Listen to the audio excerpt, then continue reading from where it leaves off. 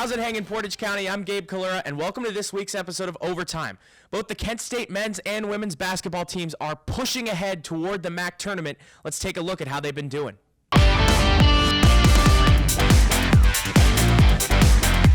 We picked things up here late in the first half. A nice Euro step and a good finish off the window from Sincere Carey. And then Malik Jacobs takes it inside, finding Von Cameron Davis. And a beautiful finish by Von Cameron Davis there through the traffic. That was one of 10 assists on the night from Malik Jacobs. He had the first triple-double in men's history. And there's Sincere Carey knocking down a big three at the top of the key. One of 10 he connected with on the night. In the corner, Andrew Garcia drains one.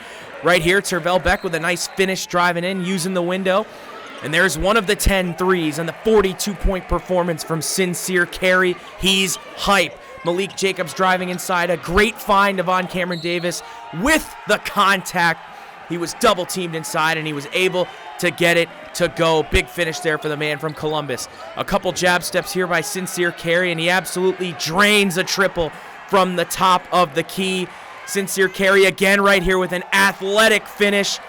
Big-time game for the Kent State guards and a big-time win for the Flashes, their 9th win in a row in a 93-82 victory. As we take a look here at the men's MAC standings, we see the Flashes sitting at 4th in the Mid-American Conference, tied for 3rd with Buffalo as they both sit at 13-4.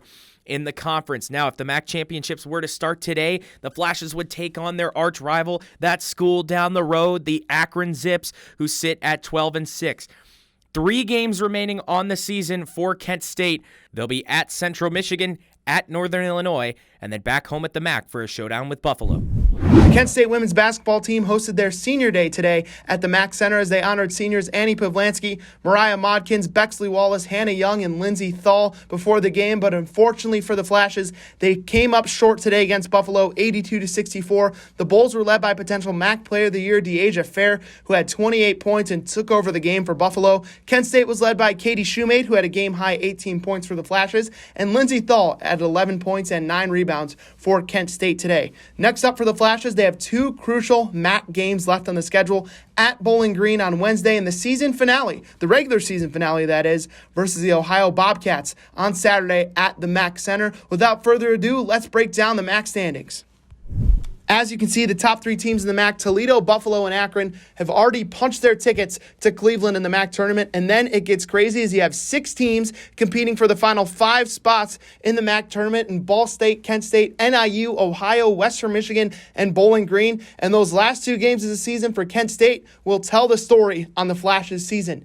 At Bowling Green, a team they lost to earlier this season, and versus Ohio, a team they lost to early in this season. If Kent State wins those 2 games, they will be in the MAC tournament. If not, the Flashes might find themselves on the outside looking in.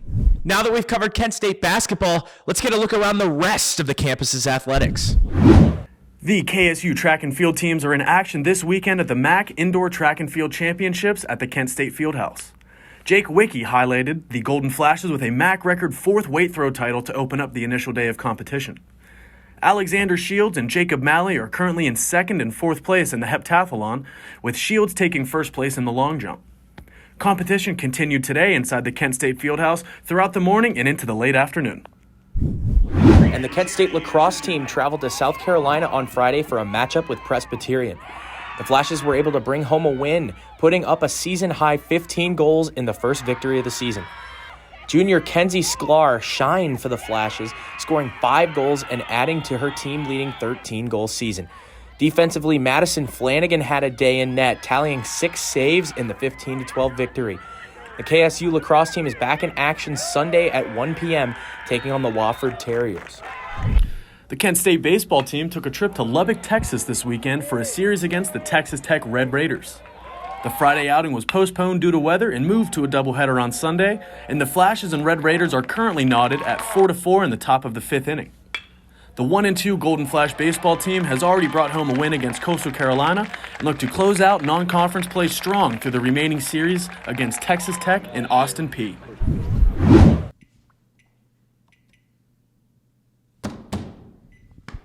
I got some bad news. The vending machine's not working. I've got some more bad news. That's the end of this week's episode of Overtime. But don't worry, we'll be right back with you next week. I'm Gabe Collura, signing off.